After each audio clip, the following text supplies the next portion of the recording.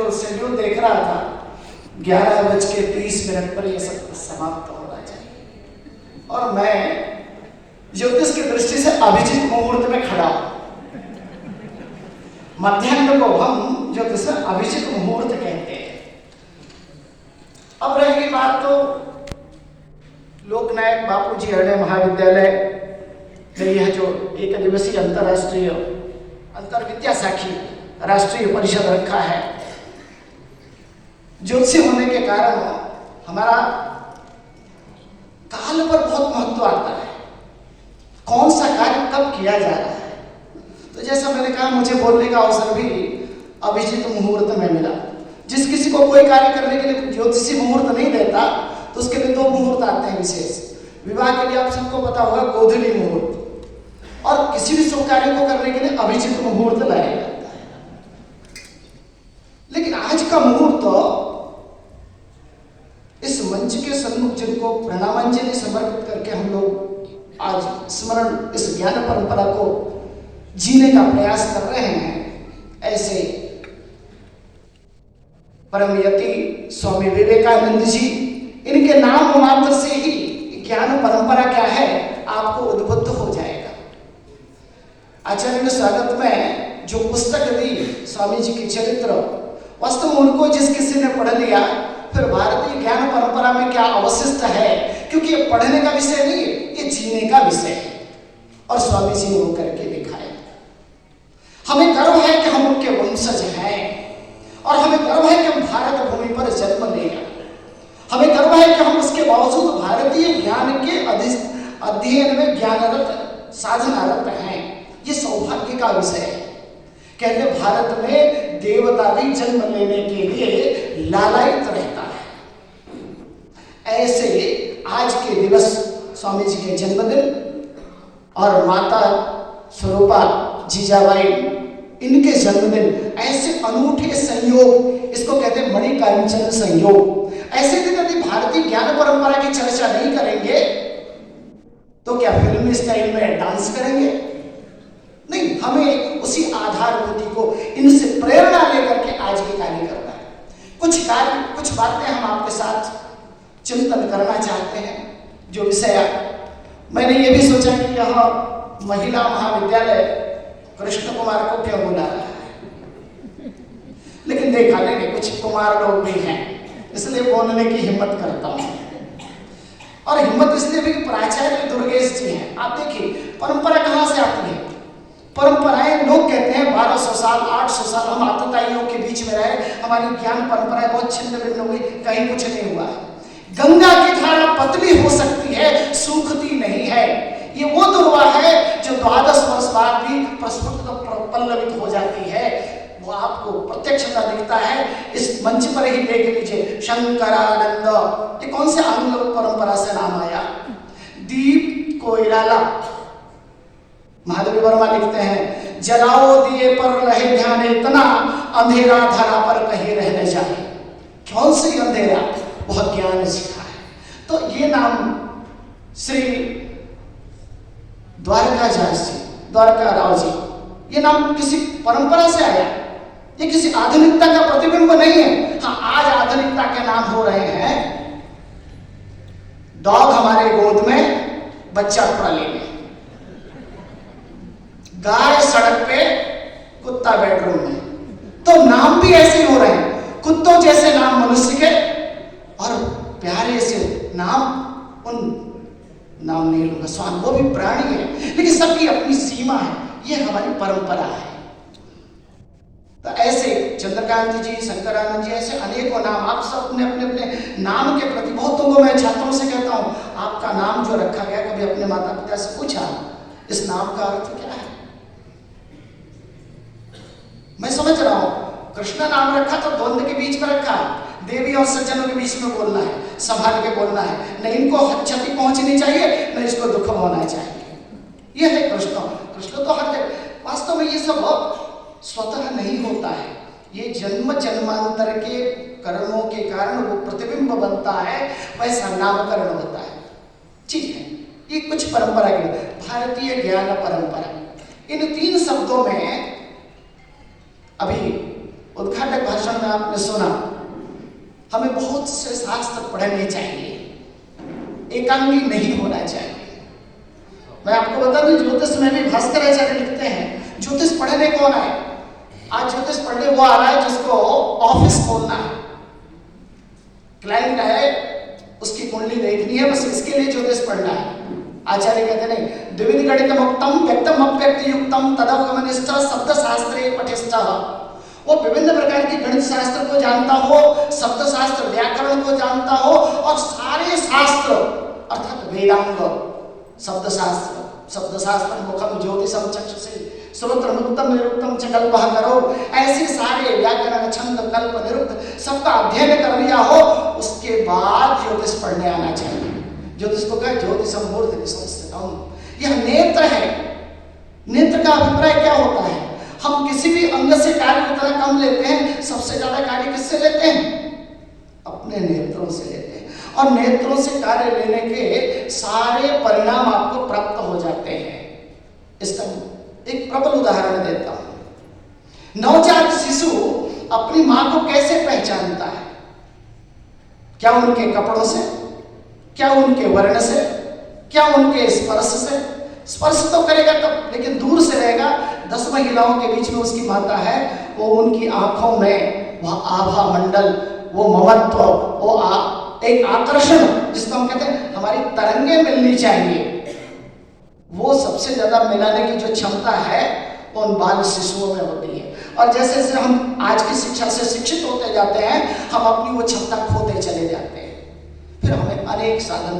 तो भारतीय ज्ञान परंपरा में सबसे पहले मैं, उद्घोषक महोदय, आप मुझे स्पष्ट बताइए, क्योंकि मैं काल का छात्र हूं, काल माने ज्योतिष शास्त्र, आप मुझे जितना समय देंगे उतना ही मैं बोलूंगा। नहीं, कारण क्या है कि आपका जो दायरा है, इन सबको भी शोध पत्र सुनना है। मैं एक अध्यापक हूं तो सबके दर्द को समझता हूं, लेकिन आप मुझे बता देंगे तो किसी को ये नहीं लगेगा पांडे जी कब रुकेंगे, ऐसा नहीं लगना चाहिए। जी ठीक है, मैं बोलता हूं, आप थोड़ा संकेत कर दीजिएगा, मैं उसे मधुरता से ले लूं। नहीं, कई बार होता है सभाओं में चिट्ठी पकड़ाई जाती है, अब तो बंद कर दीजिए। कुछ लोग कहते हैं बस 1 मिनट, उसके बाद भी 1 घंटे बोल जाते हैं, तब सामने से कहते हैं ताली बजा दिया, अब तो रुक जाइए। ऐसा नहीं होना चाहिए, ठीक है। तो भारतीय क्या है? वास्तव में भारतीय कह देने मात्र से हम उस आर्यावर्त, जम्बू द्वीप में जो हमारा भारत खंड है, इसकी जो ज्ञान परंपरा है, जो करोड़ों वर्षों की है, उसकी चर्चा करें, जिसको हमने एक नाम दिया सनातन।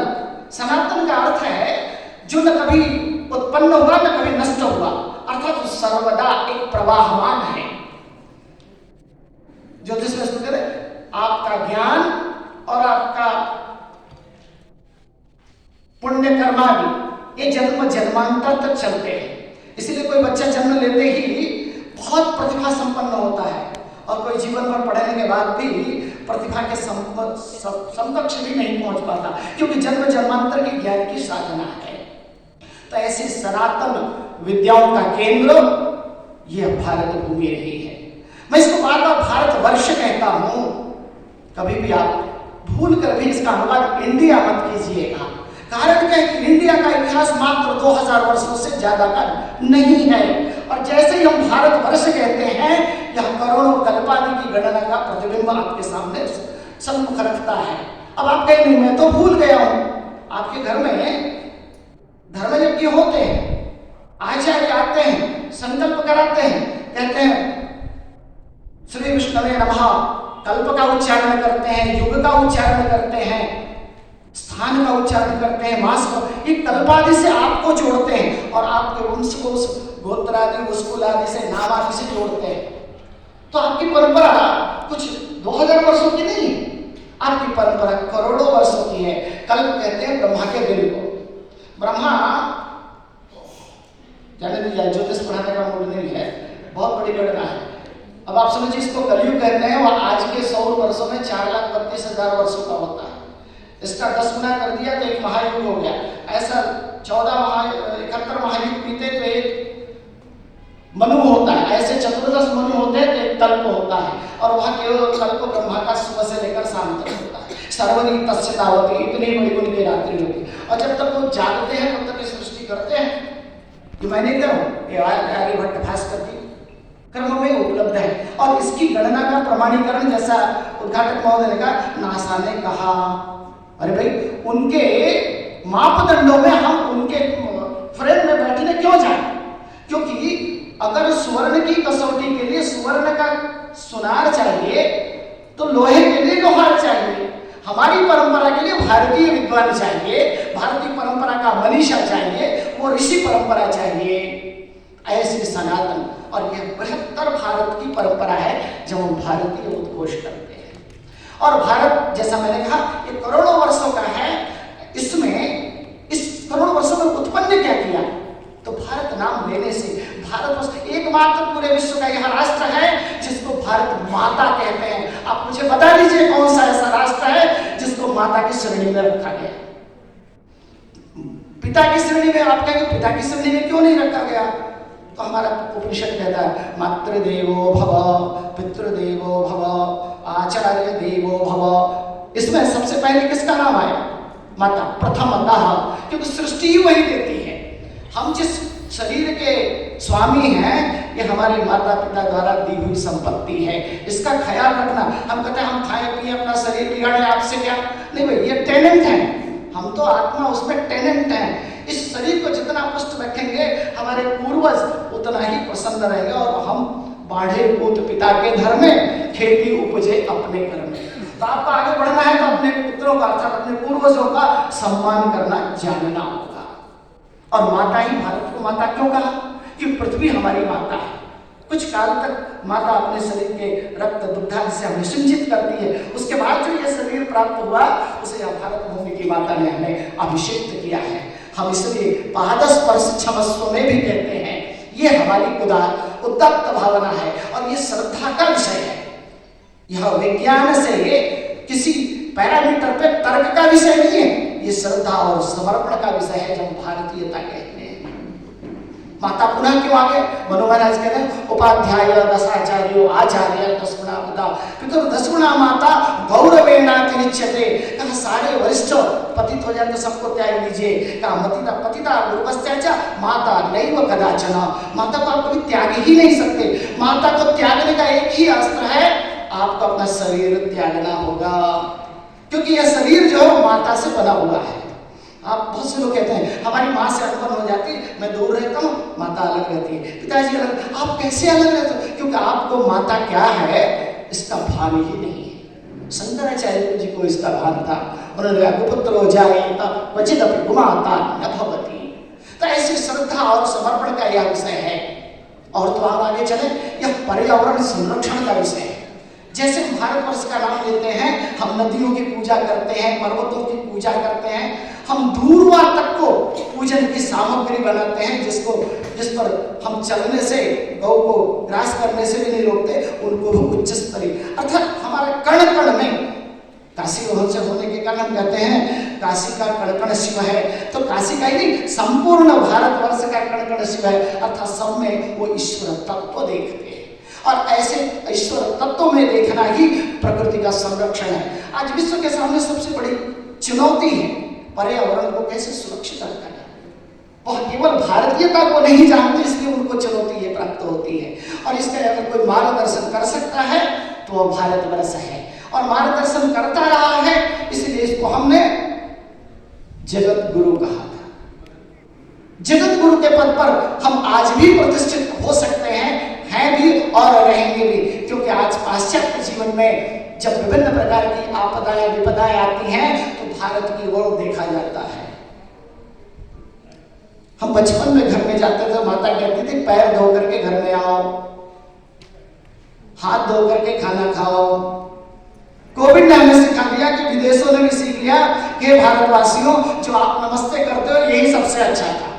अब हम सेकंड नहीं करेंगे। हमारे सेकंड करने का एक ही समय था, पाणी ग्रहण। जिसका हाथ पकड़ लिया उसे छोड़ा नहीं।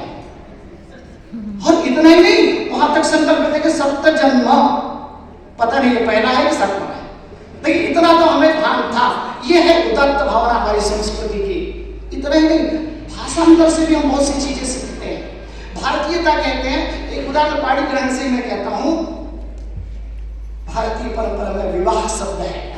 विवाह का अपोजिट कोई दूसरा शब्द नहीं है। आज तो लोग उसका प्रयोग करने लगे, विवाह विच्छेद, घटस्फोट, ये आपने बनाया। कौन सा घड़ा था जिसका स्फोट कर दिया? विक्षेप शब्द तो कहीं भी प्रयुक्त होता है, लेकिन हाँ, जिनकी परंपरा में मैरिज के अगेंस्ट डाइवोर्स शब्द था, निकाह के अगेंस्ट तलाक शब्द था, उनको हमने बड़ी सरलता से अपनी सुविधा के लिए स्वीकार कर लिया। मुझे जिस प्रकार की माता पिता मिले, हम उसके साथ जीवन भर श्रद्धा से समर्पित रहते हैं। ऐसे ही जैसी पत्नी, जैसा पति मिल जाए, इसके पहले ठोक बजा लीजिए। उसके लिए ज्योतिषी के पास जाइए, वो कहता भार्या त्रिवर्ग कर्णम सुतशील धर्माः, वहां क्या क्या परीक्षण करना है। बहुत से लोग कहते हैं एक बार कुंडली मिलाते हैं, नक्षत्र मिलाकर, आपने तो मिलाया था, हुआ नहीं। तो पंडित जी ने तो एक पक्ष मिलाया, उसके अनेक पक्ष 360 डिग्री मिलाना है। ऐसे विषय है, ये है भारतीयता जिसमें विवाह शब्द आता है, और यह प्रकृति से प्रेम कराना सिखाता है। और प्राकृतिक आज की जो विज्ञान है ना, उसकी एक लिमिटेशन है। हमारी जो प्राकृतिक वैज्ञानिकता है, हम जो कुछ देखते हैं उसको उस विज्ञान के चश्मे से देखते हैं जो नेचर को समर्पित है। इसको हमने एक नया नाम दिया है, प्राकृतिक वैज्ञानिकता।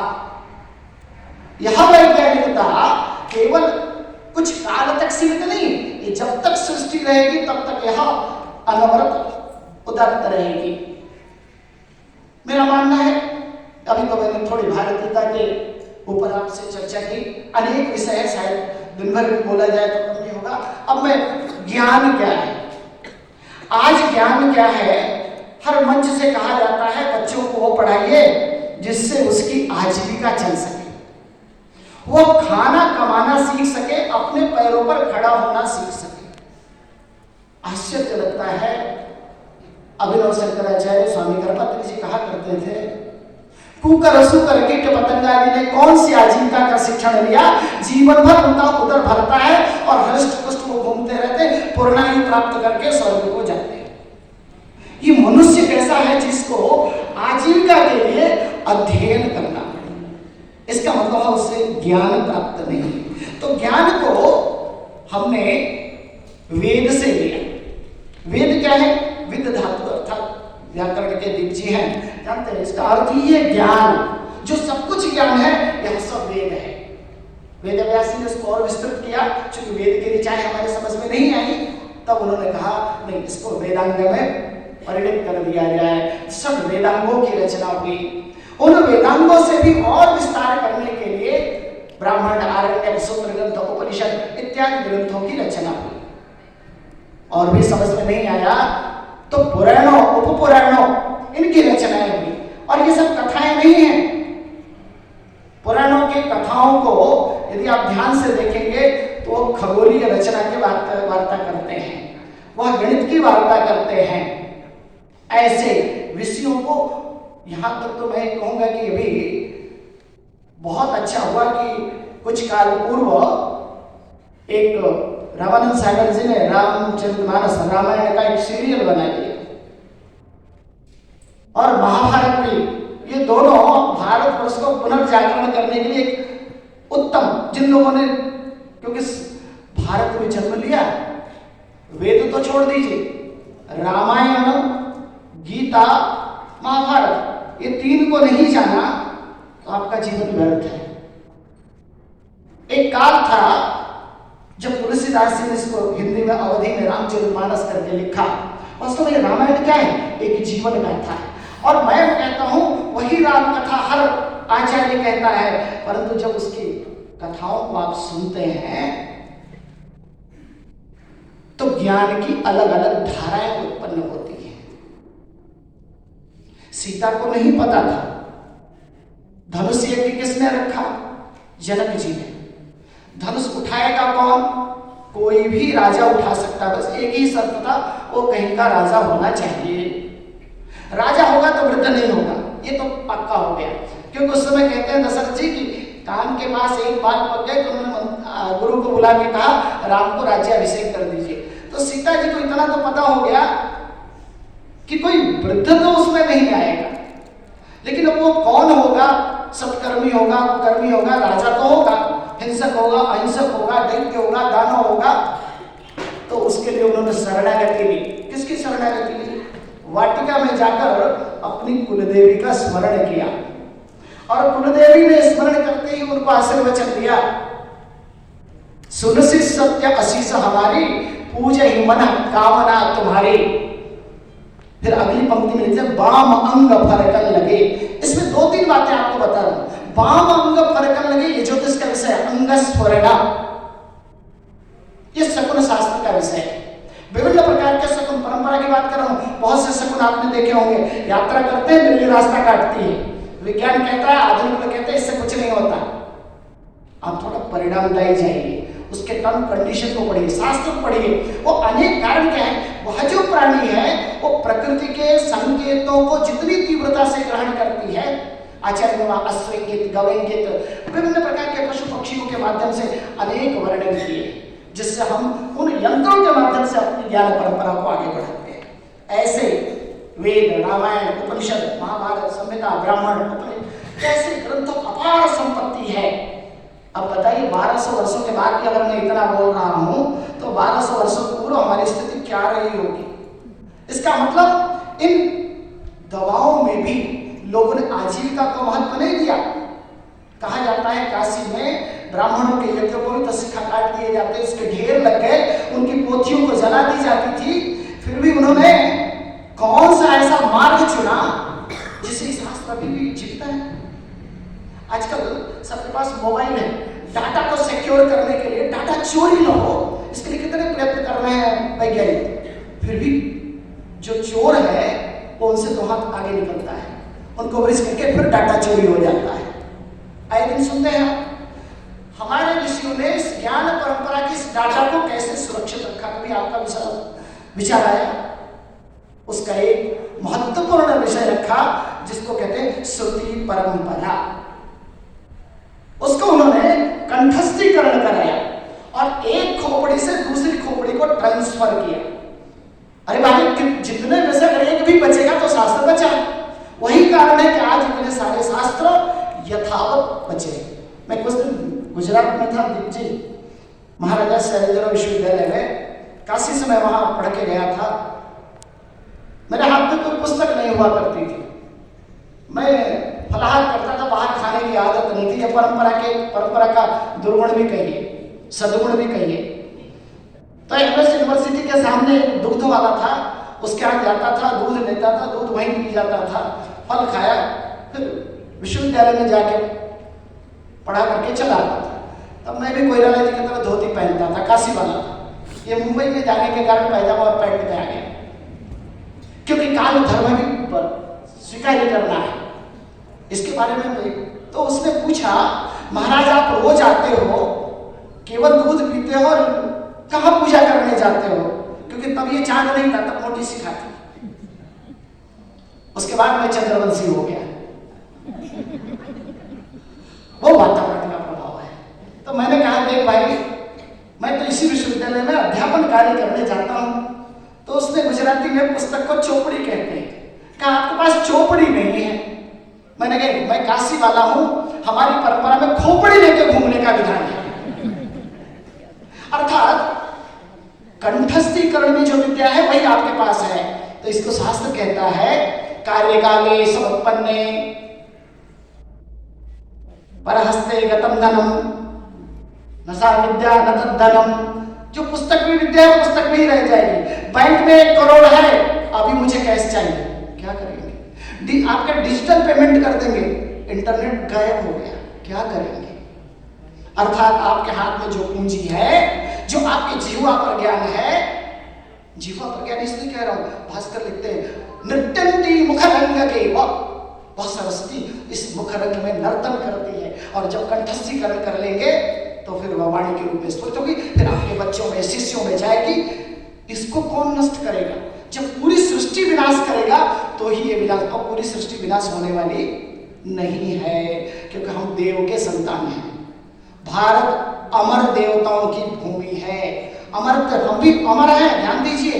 हम समझते हैं मनुष्य मर जाएंगे, नहीं, हम पाराशर, जैमिनी, इत्यादि के ऋषियों के संतान हैं, हम अमर हैं।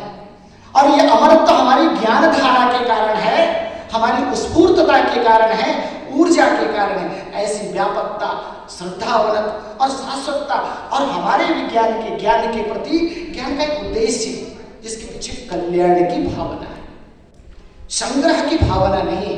ये तो रही भारतीय और ज्ञान। अब दो शब्द आपकी परंपरा पे। हम किसे परंपरा कहेंगे? आपसे बात करने के लिए कुछ मुझे लिखना पड़ा। क्यों? क्योंकि मेरे पास इतना तक मैं सोच रहा था क्या कम से कम समय में गागर में सागर कैसे भरा जाए। मैं बिहारी तो हूं नहीं, देखने में छोटन लगे भाव करे गंभीर, ऐसा हो नहीं सकता। हाँ ठीक है, कद से थोड़ा छोटा हूं, लेकिन आपके लिए थोड़ी मेहनत की मैंने कि ज्यादा से ज्यादा जो हमें 40 मिनट की एक टीचर के दासिका कहलाती है और आपने 40 मिनट दिया था, उसमें लिखा था, तो मुझे लगा 1 घंटे एक लेक्चर देने के लिए कुछ अच्छे छात्र मिल रहे हैं। और जो भूख लगी है, क्योंकि विद्यार्थी आसानी से नहीं मिलते। हमारे ऋषि योग्य विद्यार्थियों के लिए यज्ञ किया करते थे कि अच्छा विद्यार्थी एलिजिबल मिले। आज की एलिजिबिलिटी क्या है? वो फीस पे कर सकता है, आ जाओ। उसको पढ़ाने के लिए कौन पढ़ाता है? टीचर। अभी मैंने विवाह के शब्द का बात की, हम तो गुरु शिष्य परंपरा वाले हैं। भारतीय ज्ञान परंपरा गुरु शिष्य परंपरा से चलती है। गुरु, और हम कई बार कहते हैं टीचर को गुरु का अनुवाद मान लीजिए, नहीं जी, है हो ही नहीं सकता। गुरु आपके जीवन भर मार्गदर्शन करता है और उसके एवज में कुछ नहीं मांगता, उसको कहते हैं गुरु। अर्थात धनाढ्य, निर्बल, दुर्बल सभी के लिए ज्ञान सुलभ है। गुरु को केवल इतने देखना है कि वह योग्य है ज्ञान प्राप्त करने की। एलिजिबिलिटी टेस्ट करता है, इसमें योग्यता है कि नहीं ज्ञान लेने की। उसके बाद उसको उस तरह का ज्ञान प्रदान कर देता था और बाद में समावर्तन में वह गुरु दक्षिणा लेता था और कहता जिसको जितनी श्रद्धा है, जिसके माता पिता राजा जो दक्षिणा दे देगा हम ले लेंगे, क्योंकि गुरुकुल चलाने का कार्य राजाश्रय को था। अभी टीचर क्या करता है? पहले फीस भरो फिर क्लास में एंटर करो। डॉक्टर क्या कहता है? पहले फीस भरो फिर चिकित्सा में एंटर करो। वैद्य क्या करता है? पहले नाड़ी परीक्षण कर लेंगे, चिकित्सा कर देंगे, होगा तो दे देना। ऐसा क्यों?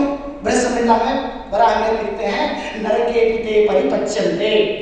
ऐसे ज्योतिषी और ऐसे वैद्य जो दक्षिणा लेकर के कार्य करते हैं, स्वास्थ्य का चिंतन करते हैं, शिक्षण का कार्य करते हैं, और नरके पिते परिपच्यन्ते और नरकगामी होते हैं। तो कैसे हुआ? टीचर तो पहले फीस दिया फिर पढ़ाया। आपने अगर पब्लिक स्कूल का फीस दिया तो पब्लिक स्कूल में पढ़ेंगे, सरकारी स्कूल का फीस दिया तो सरकारी स्कूल में पढ़ेंगे। आज यहाँ कोई ब्रिलियंट छात्र हो, बहुत प्रतिभा संपन्न, और उसके पास पैसे नहीं तो मेडिकल की पढ़ाई कर सकता है? नहीं कर सकता। वो इंजीनियरिंग की पढ़ाई कर सकता? नहीं कर सकता, क्यों? जो एलिजिबिलिटी है वो उसके पास नहीं है। तो ये भारतीय परंपरा का यह ज्ञान परंपरा है। ऐसे कल्पादि। अब देखिए, अभी आपने एक विचार रखा डॉक्यूमेंटेशन। अभी मैंने 2-3 उदाहरण आपके डॉक्यूमेंटेशन का दिया, आपके परिग्रहण को दिया, आपके नामकरण को दिया। अभी एक और सबसे महत्वपूर्ण देता हूं। जब आप संकल्प लेते हैं किसी कार्य को, ऐसा जो परिसर भी बना होगा तो उन्होंने एक पूजन कराया होगा, एक संकल्प लिया होगा, उस समय 3 प्रकार से डॉक्यूमेंटेशन हम करते थे। सृष्टि से लेकर आज तक कितने दिन हुए जब ये कार्य हो रहा है, किस अक्षांश रेखांश पर हो रहा है स्थान का नाम, और किस दिशा में हो रहा है, पूर्व आदि पश्चिम आदि। अभी छात्रों को ये भी नहीं पता दिशाएं कितनी होती है। अभी पूछो तो सभी के उनको पता है पूर्व पश्चिम उत्तर दक्षिण, ये तो दिशाओं का अनर्थक ज्ञान है। और दिशाएं प्रारंभ किससे हुई ये भी नहीं पता।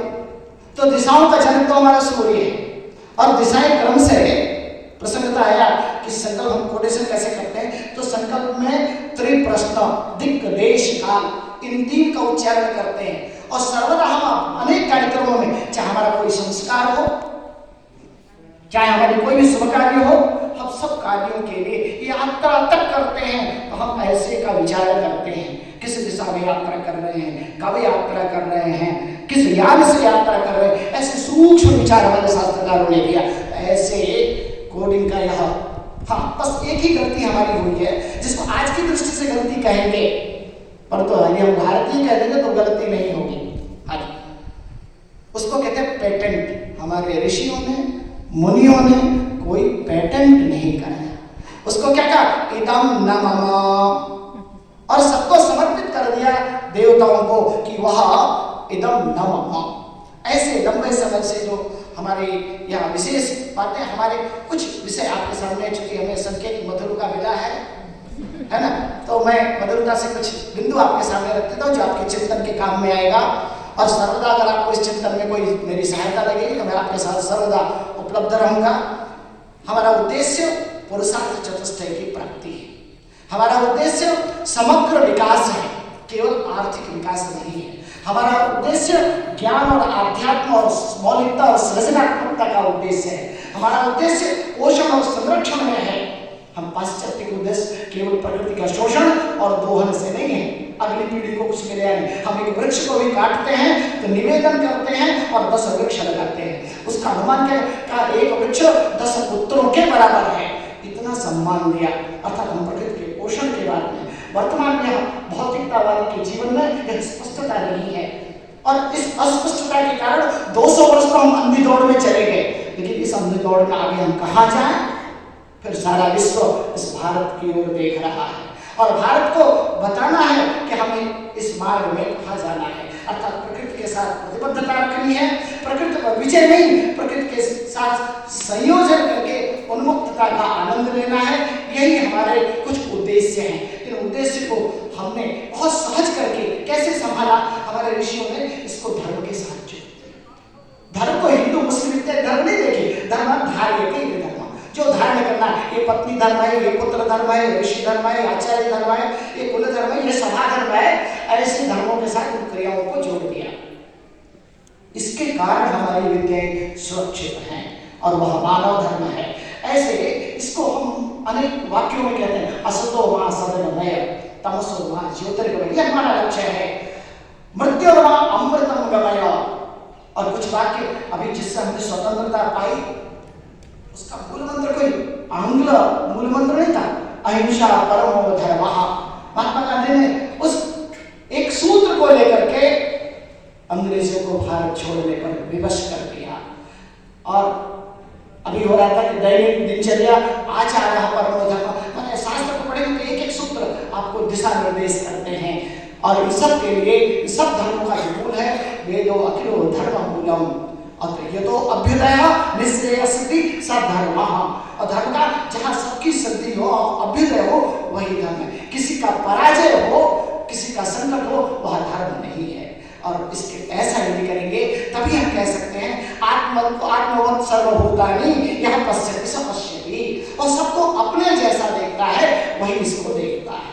और तभी हमारे संकल्पों में आता है सर्वे भवन्तु सुखिनः सर्वे सन्तु निरामयाः। ऐसे अनेक विषय हैं। अब आ जाएंगे थोड़े से 2-3 बिंदु और 5 मिनट लूंगा आपके साथ मधुरता के कारण, ठीक है ना। अयम निजः परोवेति गणनाम लघुचेतसा उदार चरितानाम तो वसुधैव कुटुम्बकम। हमारी जो अंतिम पंक्ति है वसुधैव कुटुम्बकम, यह संपूर्ण विश्व ही हमारा परिवार है। और हम अपने पत्नी पुत्र के लिए तो मरते हैं, पिता हमारा परिवार नहीं है, भाई हमारा परिवार नहीं है, वो चूल्हे भाड़ में जाए। अरे जो इतने सन्निकट को आपने हमारे ईश्वर करे वसुधैव कुटुम्बकम, ये सारे इस अंतिम पंक्ति में बैठा हुआ व्यक्ति भी हमारा अभिन्न है, हमारा अंतरंग है। ऐसी भावना जिस ज्ञान परंपरा की भावना है, उसकी चर्चा के लिए आज हम यहाँ उपस्थित हुए हैं।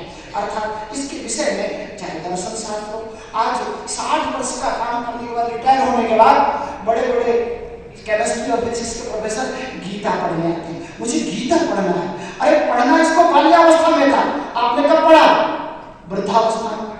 अब बताइए, जो युवावस्था में विवाह करने का कार्य आप कब्र में जाने के समय करेंगे तो कैसे काम चलेगा? तो उसका लाभ उतना ही मिलेगा। तो इन सब ज्ञान का विकास, गीता का ज्ञान, चाहे कर्म योग, भक्ति योग, ज्ञान योग इत्यादि अनेक प्रकार के हैं। मैं मानता हूँ गीता ही अपने आप में परिपूर्ण है और कोई महापुरुष नहीं है जिसने गीता के बारे में अपनी अच्छी, चाहे किसी भी संप्रदाय का धर्म नहीं कर, किसी भी संप्रदाय वाला हो, सबने उसके बारे में और रही भास्कर गणित की बातें, तो गणित की बातें, खगोल की बातें, अर्थशास्त्र, कौटिल्य अर्थशास्त्र का विषय बहुत ही। और हमारी एक सबसे बड़ी बात है, आप देखिए अभी इन्होंने 100 साल के पंचायत की बातें की। हम एक घर भी बनाते हैं ना तो वास्तु देखते हैं। वास्तु के लिए हम क्या कहते हैं, अनेक प्रकार के यंत्रों को लाते हैं, उससे परीक्षण कराते हैं, बिल्डिंग बनाते हैं। ये बिल्डिंग बन गई, इसमें हम सुखी रहेंगे, इसकी क्या गारंटी है? भारतीय वास्तुशास्त्र क्या करता है, यह सुख की दृष्टि से देखता है। और तो परीक्षण कैसे करता है, ये शरीर ही हमारा यंत्र है। हम नेत्र से उसके रंग को देखते हैं, जीवा से स्वाद को चखते हैं, घ्राण से गंध को लेते हैं, कर्ण से ध्वनि को सुनते हैं, त्वचा से स्पर्श को देते हैं। ये 5 परीक्षण वास्तुशास्त्र ने किया, तब जाके गृह निर्माण का विधान है। ऐसे ही अनेक प्रयोगशाला। आज का कैलेंडर, आज 12 तारीख है, गुरुवार है, मैं नहीं मानता, क्या कर लेंगे? कहाँ लिखा है कैलेंडर में, कैलेंडर उठा के फेंक दिया। लेकिन आज हम कहें कि यह माघ मास है, यह षष्ठी तिथि है, तो आपको भारतीय कैलेंडर आसमान में दिखाई देगा। क्योंकि मासों के नाम, दिनों के नाम, यह भारतीय परंपरा की देन है। अर्थात जो आज गुरुवार है, अहर्गण इसके लिए ज्योतिष में एक शब्द है, दिनानाम संघा अहर्गण। कल्प से लेकर आज तक दिनों की संख्या गिनी जाती है और ग्रह कक्षाओं के क्रम से उनके दिनों के मान आते हैं। उस क्रम से गणना करेंगे तो आज गुरुवार ही आएगा, कैलेंडर हो या न हो। ये माघ मास है, माघ मास की पूर्णिमा को चंद्रमा जब मघा नक्षत्र में आएगा तो यह मास माघ मास कहलाएगा। चंद्रमा बढ़ता हुआ रहेगा, शुक्ल पक्ष कहलाएगा, चंद्रमा घटता हुआ रहेगा, कृष्ण पक्ष कहलाएगा। ऐसे प्रकृति नियंत्रित हमारा पंचांग है, जिसको कैलेंडर कहते हैं। और आंग्ल कैलेंडर केवल सौर को ठीक करने के लिए फरवरी को 28-29 करता रहता है।